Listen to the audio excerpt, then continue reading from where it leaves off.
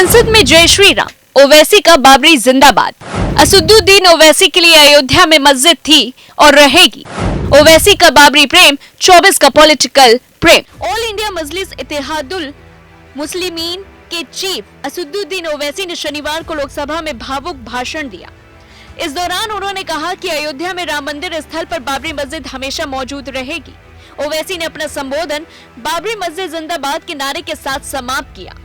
दरअसल संसद में बजट सेशन का आज आखिरी दिन था। सदन में शनिवार को राम मंदिर निर्माण के धन्यवाद प्रस्ताव पर चर्चा हुई और इस पर अपनी बात रखते हुए ओवैसी ने लोकसभा में 2 बार बाबरी मस्जिद जिंदाबाद के नारे भी लगाए।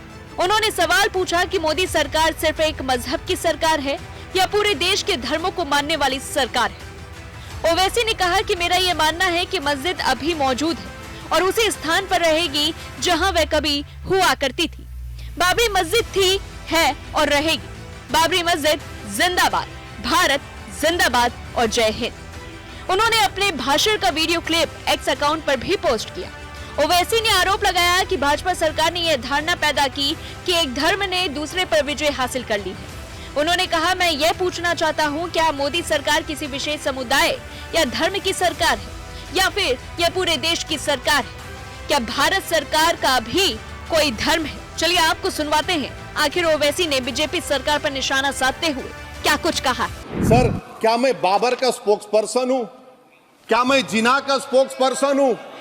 क्या मैं औरंगजेब का स्पोक्स पर्सन हूँ? बताइए सर, आखिर मैं कहां तक आप मुझे लेकर जाएंगे? अच्छा, बल्कि मैं तो मर्यादा पुरुषोत्तम राम की इज्जत करता हूं, मगर मैं नाथूराम गोडसे से नफरत करता हूं। मेरी नस्लें नफरत करती रहेंगी क्योंकि नाथूराम गोडसे ने उस शख्स को गोली मारी जिसके जबान से आखिरी लफ्ज निकले, हे Ram. Let me stand as a tall Indian Muslim and say that the light of Indian democracy today is at its dimmest today sir. मेरी फिक्र में मेरा ईमान मुझे कहता है कि जिस जगह पर मस्जिद थी, है और रहेगी, बाबरी मस्जिद है और रहेगी। बाबरी मस्जिद जिंदाबाद, जिंदाबाद, भारत जिंदाबाद, जय हिंद। तो मैं ये पूछना चाह रहा हूं कि क्या मोदी सरकार एक समुदाय, एक मजहब की सरकार है या पूरे देश के मजाहिब को मानने वालों की सरकार है? जिसको नहीं मानते उनकी सरकार है? हमको बता दीजिए, क्या मोदी सरकार सिर्फ एक फिक्र और नजरिया हिंदुत्व की सरकार है? क्या इस देश का, इस गवर्नमेंट ऑफ इंडिया का कोई मजहब है? इस वतन अजीज सबके मजहब को मानता है। सर, मेरा मानना है कि इस देश का कोई मजहब नहीं है।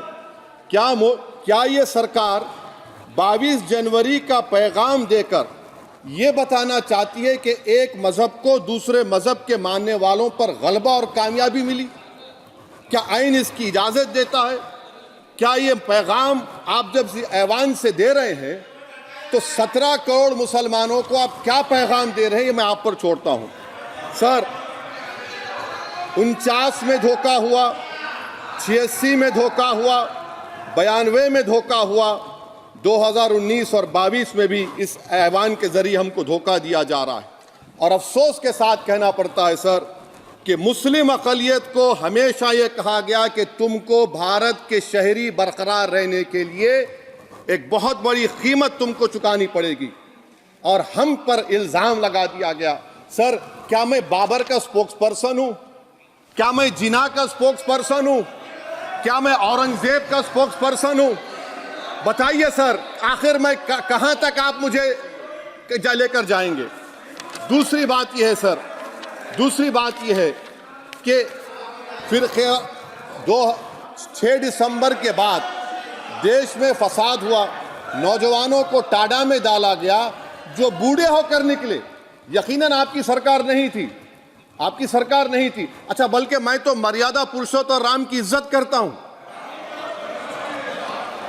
मगर मैं नाथूराम गोडसे से नफरत करता हूं। मेरी नस्लें नफरत करती रहेंगी क्योंकि नाथूराम गोडसे ने उस शख्स को गोली मारी जिसके जबान से आखिरी लफ्ज निकले, हे राम।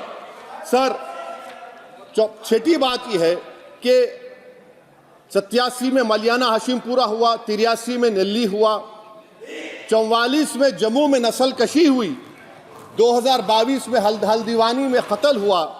इतने धोखे सबसे बड़े किसको दिए गए? असदुद्दीन ओवैसी को दिए गए। मगर फिर भी मुझसे ही कहा जाता है कि वफादारी को तुम साबित करो अपनी ओवैसी। सर, आज भारत के 17 करोड़ मुसलमान अपने आप को अजनबी और एलिनेट महसूस कर रहे हैं। मैं बहुत बड़ी नाइंसाफी होती है, सर ये कोई तारीखी नाइंसाफी को इंसाफ नहीं किया जा रहा है। स्पीकर बल्कि सर, अंग्रेजी में स्पीकर सर, केवल एक प्रश्न का जवाब ओवैसी साहब दे दें कि बाबर को वो आक्रमणकारी मानते हैं या नहीं मानते हैं? पुष्पमित्रा संगा को आप क्या मानते हैं? बताओ, पुष्पमित्रा संगा को आप क्या मानते हैं? जम्मू के वो कश्मीर के वो राजा को क्या मानते हैं जिसके पास एक फौज थी मंदिरों को तोड़ने के लिए? आप क्या मानते हैं? यही तो मैं कह रहा हूं कि निशिकांत दुबे 47 में आजादी मिली असदुद्दीन ओवैसी से बाबर की बात पूछ रहे हैं।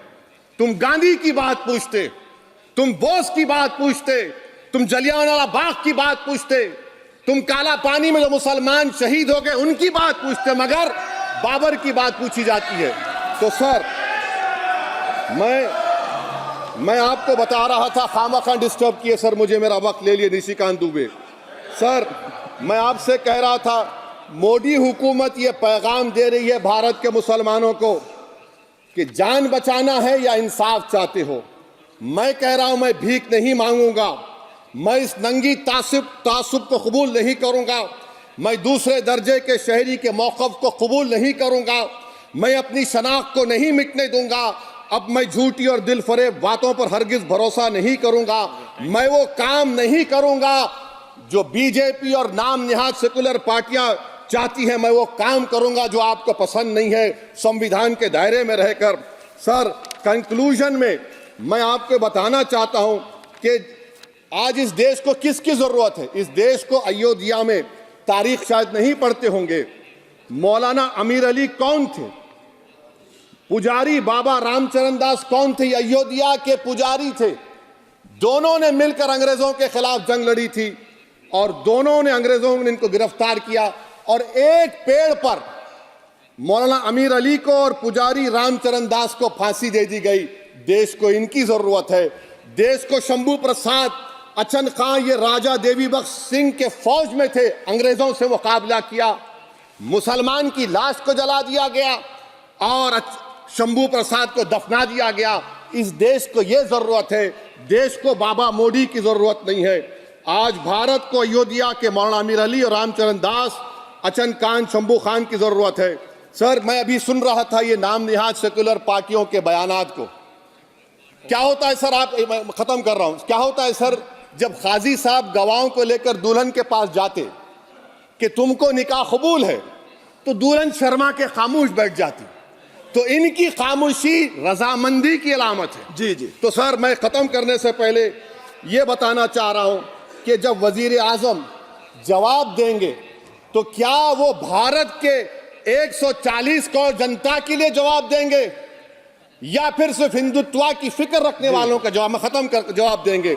मैं ये देश, दुनिया, मुसलमान देख रहा है। सर, मैं आपको ये भी बताना चाह रहा हूं, आखिर में कंक्लूड कर रहा हूं सर, 1 मिनट चाहिए, 1 मिनट चाहिए सर। सर, मेरा मानना यह है कि आज मैं बहैसियत एक भारत के गयूर मुसलमान के, let me stand as a tall Indian Muslim and say that the light of Indian democracy today is at its dimmest today sir. Sir, in conclusion मेरी फिक्र में, मेरा ईमान मुझे कहता है कि जिस जगह पर मस्जिद थी, है और रहेगी, बाबरी मस्जिद है और रहेगी, बाबरी मस्जिद जिंदाबाद, जिंदाबाद, भारत जिंदाबाद, जय हिंद।